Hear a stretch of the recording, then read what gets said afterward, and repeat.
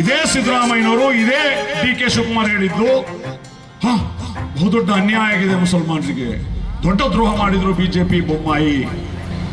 ಹಾಗಾಗಿ ನಾವು ಅಧಿಕಾರಕ್ಕೆ ಬಂದ್ರೆ ಅದೇ ದಿನ ನಾವು 2B ರಿಸರ್ವೇಶನ್ ಅನ್ನು ಮರುಸ್ಥಾಪನೆ ಮಾಡ್ತೀವಿ ಅಂತ ಯಾರು ಹೇಳಿದ್ರು?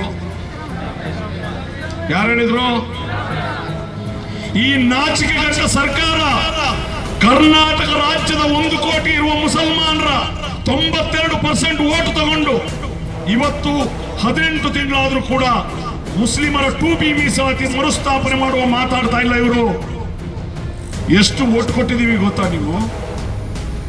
ಈ ರಾಜ್ಯದಲ್ಲಿ ಮುಸಲ್ಮಾನರು 70 ಲಕ್ಷ ಮತದಾರರಿದ್ದಾರೆ. 224 ಕ್ಷೇತ್ರಗಳಲ್ಲೂ ಇದ್ದಾರೆ. ಮಾನ್ಯ ಸಿದ್ದರಾಮಯ್ಯನವರು, ಮಾನ್ಯ ಡಿ ಕೆ ಶಿವಕುಮಾರ್ 136 ಸೀಟ್ ತಗೊಂಡು ಮೆರೀತಿದಾರಲ್ಲ.